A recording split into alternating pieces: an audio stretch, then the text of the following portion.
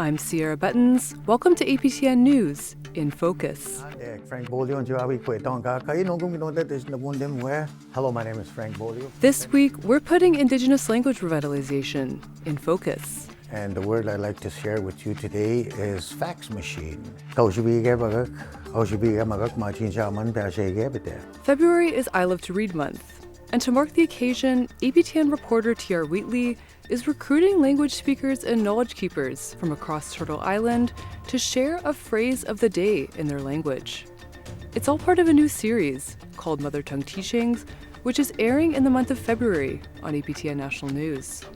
Monosi Heather Lambert. There's three versions of the Michif language. We have the Michif French, which is the Michif version I speak.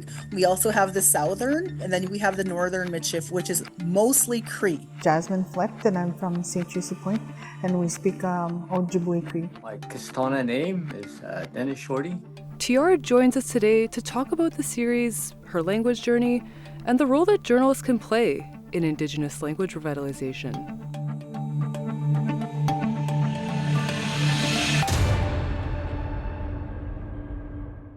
Thanks so much for joining us, Tiara. Yeah, thanks for having me, Sierra. Yeah, so to start off, I'm curious to know what inspired you to pitch Mother Tongue Teachings? I think just this natural love I have for language. Like I was saying earlier, when you travel to places, and it's not just like other countries. I mean, other countries have different languages, but then also in our own communities. One of my last jobs, I worked at the National Inquiry, and I went into a lot of communities, and I noticed that a lot of people, that language is there. And one of the other parts to it is that, that language is there, but our fluent speakers are starting to dwindle. The numbers are dwindling, and, whether it's Cree, whether it's Ojibwe, and all those different languages. And I just think it's important to kind of emphasize, that it's still here and getting people comfortable with it as well. Yeah, and so, so far there's been several language speakers that have been featured on the series, but I'm curious to know, how did you track down the language speakers to get them to speak on the show? Part of it was just social media, checking in with places. Like here in Manitoba, I know it's more regional, but there's this, it's called the Manitoba First Nations Education Resource Center, and they have a lot of knowledge carriers there. And I say knowledge carriers because they're willing to teach. One of these things, some people say they're knowledge keepers. And I find people that use that word tend to keep that knowledge to themselves. So in this case, a knowledge carrier, they're willing to be open and share that, especially the love of language. One of the things with me growing up is I learned language in school. So I actually learned Cree from a textbook. Well, not necessarily a textbook, but it was written out, as well as, writing it. So I'm not a fluent speaker myself, but I can read and write it. And I can understand people because I've grown up reading and writing it. So for me, I wouldn't call myself a Cree speaker, but I can definitely understand, especially Swampy Cree dialect because I'm from northern Manitoba, but it's just, yeah, all that I'm rambling on and on right now, but it's just, getting just using your contacts. Facebook's pretty handy. People starting to talk more and more about language, and then it's just also I Love to Read Month, and it's one thing to learn the language, but it's also you need to read it and understand it. Mm-hmm. Can you talk a bit more about your journey learning Korean, sort of maintaining the language? How have you, I guess, worked to learn more, maintain that language over the years? I think more recently in the last couple of years, I kind of just put it aside for a while. But my grandma, my Nugum, she, she's really pushing me as she starts to get older. Tiar, you need to start learning these. You need to bring it back because at one point, you knew things. I want to share a story about kind of how I started learning Cree. I kind of learned it through music and song. I was talking about this with my grandma, and she was like, "Are you going to tell them about when you were in grade 1 Christmas concert and you sang a Christmas song, because my family always teases me about it, actually, because I used to always belt it out, and still to this day, it resonates, and I remember it. And it was actually a Christmas song. It was called Jingle Bells, and it was like, I don't want to belt because I'm a horrible singer, but it was like, Sewanagenak, Sewanagenak, which is like you're jingling your bell, the bells are they're ringing, right? And then, but yeah, that I found that learning the language was easier with that music, because it kind of, it was fun, and it really, sorry, I'm finding a loss of my words here. It really just gave that different way of learning that language. And my grandma actually was like, yeah, that's kind of how we learn too. And I was like Christmas songs, like jokingly. And she's like, no. She's like, our sacred songs with the drums. She's like, they never actually had words on them. It was just the way you beat the drum. She said, but as more and more, especially during those times, the residential school, and as we had to kind of put things underground and not be so open about it, we told stories through our language, through our songs. So I found that very interesting, that connection, that as I'm starting to learn more about the language, I'm starting to learn about more of the history and how that language retention, how we were able to keep it. Mm-hmm. Yeah, and so, you mentioned, music as a way of learning the language, but is there anything else that's, worked well for you, or advice that you give other people that are trying to learn their language, but are maybe not knowing what avenues might work for them? I think just being kind to ourselves. And I'll give you an example. Like when I was younger, when I was learning through the book and everything, I used to try say stuff, and just, it's interesting because one of the people I interviewed, sorry, I'm talking in a circle here, but one of the people I had interviewed, she was talking about how the muscles like in her neck and throat, like how she could say certain things. She was one of the Dene speakers. Right. And they were like, these sounds I couldn't hit as a Cree person because it just naturally wasn't there, and everything like that. But just being kind to yourself, because, we will get it wrong because we haven't been speaking, There's been that generation gap because of residential schools and, because of colonization, so, but one of the things that I do want to say though is growing up, when I tried to speak, I would get laughed at, and it kind of hurt, like it stung. Mm-hmm. And then we kind of think about, laughing, okay, we're saying it wrong, we're doing it wrong. But as I got older, I'm at this stage now where I just turned 40 this year, and I started reevaluating things. And that laughter's okay. I was interviewing, a couple of these people, and they were laughing during the interviews, and it was so beautiful because, they were in their element, being able to speak their own language. Because I find too, within news, we tend to interview our knowledge carriers. And sometimes we put them on the spot, what I feel like right now with you asking me these questions. But, and you could see them, they pause and they think, and you could see them reflecting in their head because they're thinking in their language first, right? Mm-hmm. And so just hearing all those, the ability for them to do that. And it's just, I don't know, it's a beautiful thing. So if you're out there trying to learn, just be kind to yourself. And if people laugh at you, laugh with them. Yeah. Because it's part of the process, because you're learning, like when we're kids, we laugh, we don't take offense to it. So yeah, that's my advice. Yeah, and kind of shifting to a different topic, as journalists ourselves, what role do you think we can play in, amplifying and revitalizing Indigenous languages?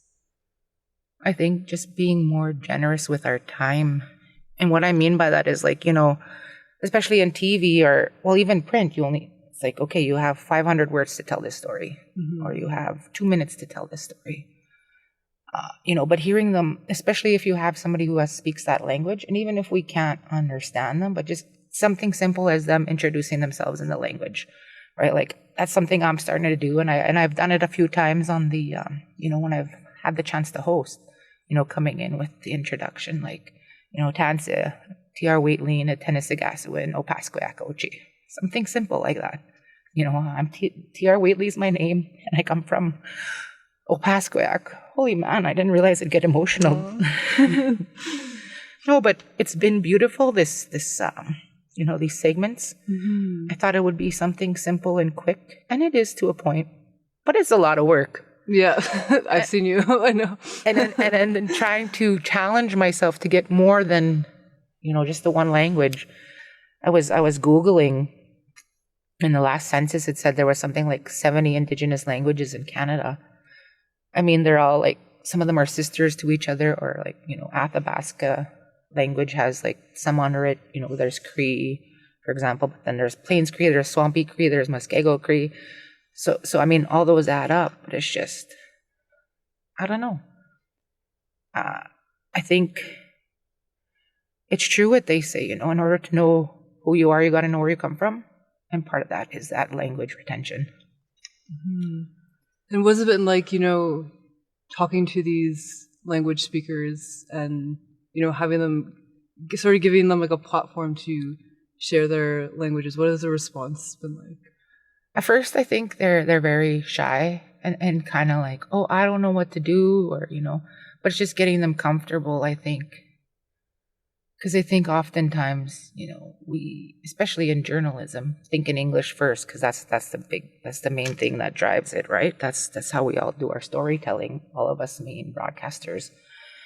But yeah, once you just get open with them, and you only hear the final product, which is 2 minutes, and that goes by quickly. But some of these interviews are 15, 20, even half an hour, just because I just spend time laughing with them, and then one word turns into the next, and next thing you know, they're teaching me 10 different words at once. Mm-hmm.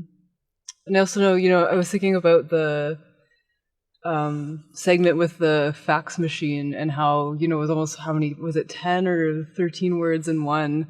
Can you talk a bit about, sort of almost like this creation of new words for the language by like kind of blending a bunch of different words? Yeah, that's been interesting, because I mean, we all evolve.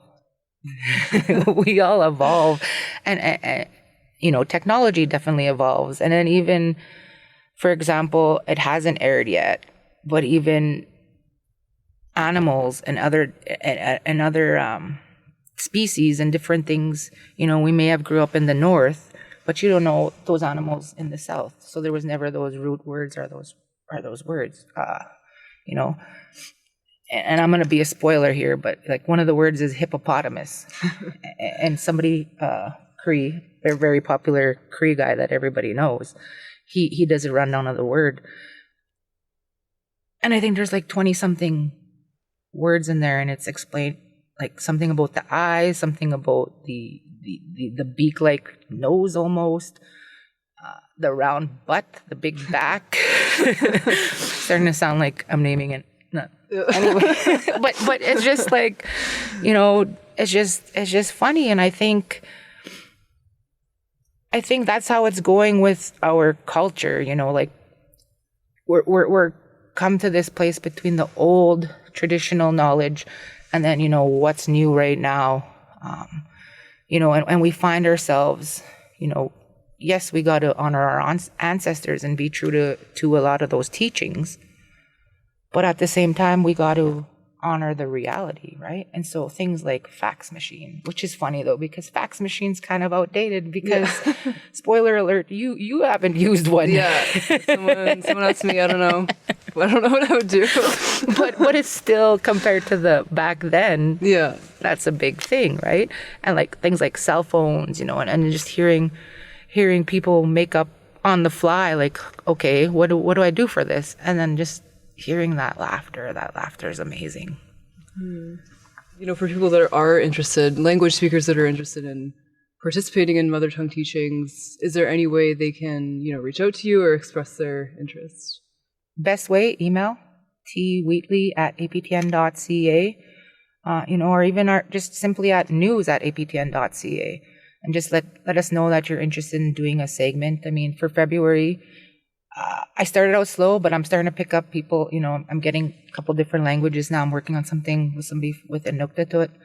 I got a Blackfoot speaker now. A Mohawk person's interested. There's people on the East Coast, even the West. So it's definitely February's picking up fast, but I like to continue this. Not every day, of course, but maybe once a week or something. Yeah. Just because I don't even know. It's just because language, I feel like we have these circles in news, and sometimes it's odd to say, but we have these sexy stories. And I think right now, language revitalization and people who are starting to take their stories back and take that pride back.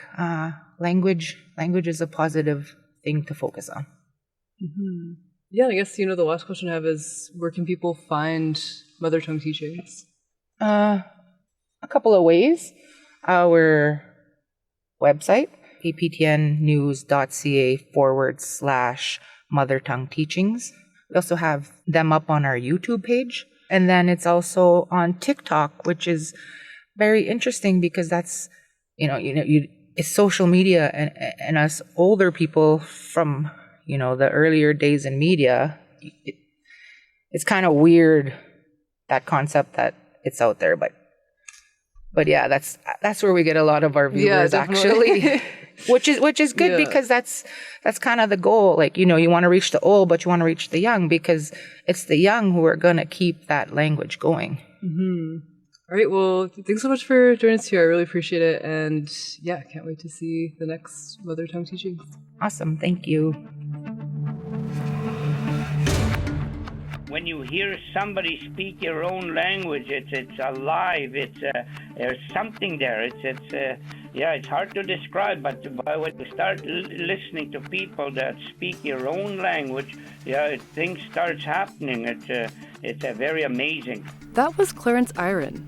He's one of the hosts on Hockey Night in Canada in Cree, which is one of the dozens of programs featured on the APTN Languages channel.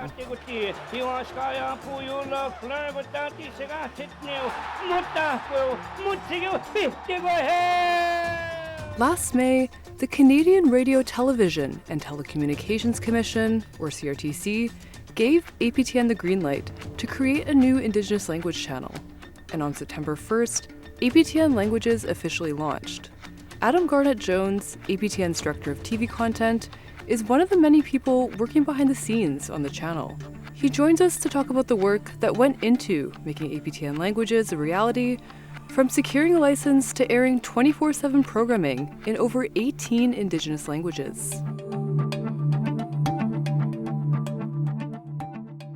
Yeah, so thanks so much for joining us, Adam. Thanks for having me.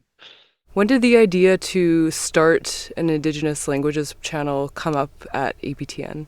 I've been at APTN coming up on 4 years now, and I feel like the idea has been floating around in the ether, at least since I've been at APTN, and probably for longer. But really, it was when we were looking at renewing our license with the CRTC and thinking about where the channel can go, what the needs of the community are, and how we can kind of position ourselves for the license renewal with the CRTC, that we thought, oh, this is the opportunity to actually make this languages channel happen. It's the decade of Indigenous languages. Language revitalization is gaining more and more momentum. This is the right time, and it's the right thing, and it's what we need. And it felt achievable. So I'm sure that people have been talking about having an Indigenous languages channel since the dawn of APTN, but it really gained traction just in the last couple of years. And then from there, what sort of work went into making APTN Languages a reality, from, getting the license to securing enough Indigenous language content to fill a whole channel? Well, I can speak a little bit to the work of putting the channel together, but it's incredible how many different aspects there are to all of this. So in my role, I'm the director of TV content. So I'm working with producers and with the content executives on pulling content into the channel. And from that perspective, a big question that we had was how we were going to work with producers to get the volume of content that we need, and to get the volume of content that we need in really high quality language. In the past, a lot of Indigenous language programs that APTN has done have been kind of language hybrid, so partly in various indigenous languages and also partly in English or French. And then we did versioning after the fact. So we have tons and tons of content that's versioned in indigenous languages, but we were saying, okay, well, what's the next step? What do language speakers really need? What do language learners really need? And how do we see about getting that from producers? So we put out some requests for proposals and asked producers to come in with inexpensive concepts for shows where the language is first and foremost. So shows where they're geared toward teaching people the language. So really step-by-step language learning for people who are beginners, and or almost like talk format shows where it's really just people sharing the language who are fluent, and so you get a better sense and a better ear for day-to-day use of the language, if that makes sense. Absolutely. And do you have an idea of how many languages are currently featured on the channel? Oh, that's a good question. I'm not sure how many are currently featured. APTN has done content over the years in 56 different indigenous languages and dialects. I think that at any given time, there's something like 15 or so languages featured, but it really depends on what the producers are making for the channel. APTN, we sometimes work with producers to make content in a particular language because it's what APTN is looking for. But most of the time, it's producers that come to us looking to make their content and who have a connection to a language or a community. And so they say, hey, we want to make this show, and we greenlight it, and they want to do it in a particular language. And so what happens is kind of we naturally get content in the most widely spoken indigenous languages, just because there's more speakers and also more producers who tend to come from those groups. And then, languages that are more endangered or where there's fewer speakers, we get less content in those languages. But that's something that we really want to think about and work on, because one of the issues with programming a national indigenous languages channel is trying to figure out how you put all of this different programming together. How does a Dene language speaker know when to tune in to APTN languages so that they can hear Dene? And my colleague Lisa Ducharme came up with this great idea to have the languages kind of move across the country with the sun almost. So first thing in the morning, we start with languages in the East. So we have all of our content is in Eastern languages, Mi'kmaq, Innu, those kinds of languages. And then as the sun moves west, then you get morning programming in languages that are more coming from Ontario, Nunavut, and then into the center of the country, moving west throughout the morning. And then the cycle kind of resets for midday and then resets again in the evening. So at any given place in the country, language speakers get a morning block, an afternoon block, and a primetime block of language programming. Right, so then people kind of know when they can tune in and, hear their language, or, if they're interested in learning a language across a different region, then yeah, it's good to have that consistency, I'm sure. Yeah. Well, and then on APTN Lumi as well, the streaming platform, I mean, it's just so much easier because you can search by your language, and then you can just use the little drop-down menu and choose the language that you want to watch a program in. But the linear piece is a bit of a puzzle. Mm-hmm. What kind of response has there been to the languages channel from viewers? The viewer response has been really wonderful. The people are tuning in to languages and watching APTN languages in greater numbers than there are speakers of those languages. When we air Hockey Night in Cree, for example, or Star Wars, or in any of our language shows, we're finding that viewers are tuning in who don't necessarily speak the language, but they like the shows and they want to hear the language. And so we do get viewer feedback from people saying, "Oh, I'm not a Cree speaker, but I'm going to be, I'm going to watch Hockey Night in Cree for as long as you have it because I just, I love the announcers, I love the bits of language learning that I get." And of course, for people who are fluent in the language, who come from those communities, seeing something like Hockey Night in Canada in Cree or Inuktitut this year has a whole other kind of meaning because they get to hear that language and feel that pride in hearing a language on that kind of a huge platform. Mm-hmm. And how do you see APTN Languages maybe expanding or growing over the next, say, 5 or 10 years? Well, I hope that as we grow, what we do is really in kind of reaction to or in collaboration with what the community is looking for. So, we just launched languages in September. I think that right now we're still in a phase where we're seeing what works and what doesn't for APTN languages. I hope that down the road we start to see more language educational programming, so people actually beginning to learn the language through shows on APTN.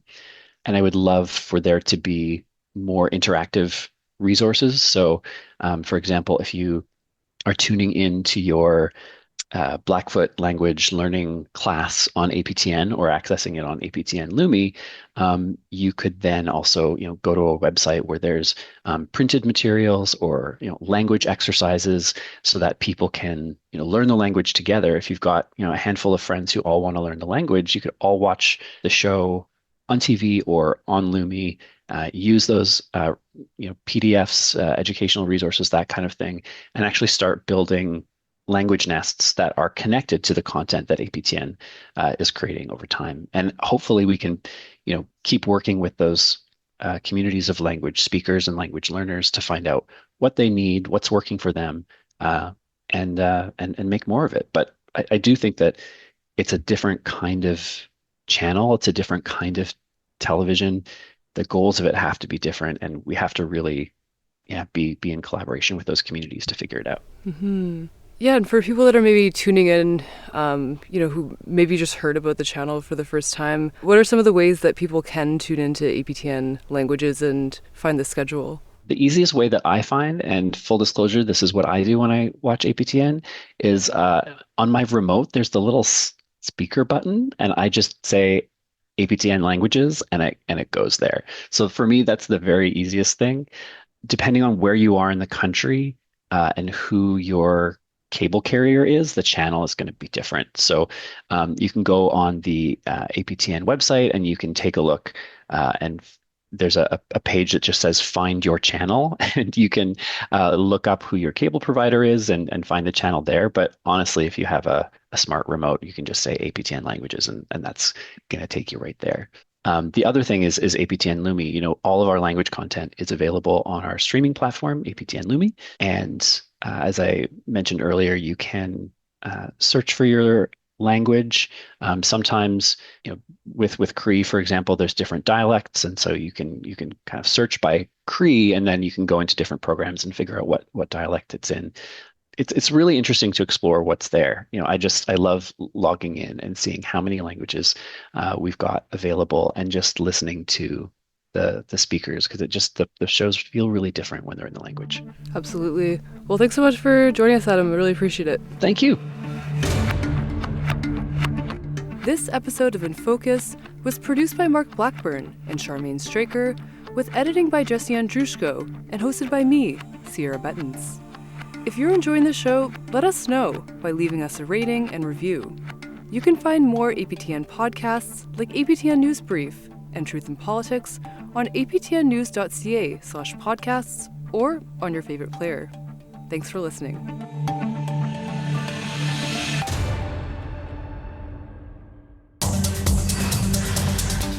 Hi, I'm Dennis Ward, one of the hosts of APTN National News. We've expanded our Truth in Politics panel into a weekly podcast. Each episode, panelists Jennifer Leywitz and Negon Sinclair join us to examine key issues affecting Indigenous peoples across Canada. Listen and subscribe on your favorite podcast player.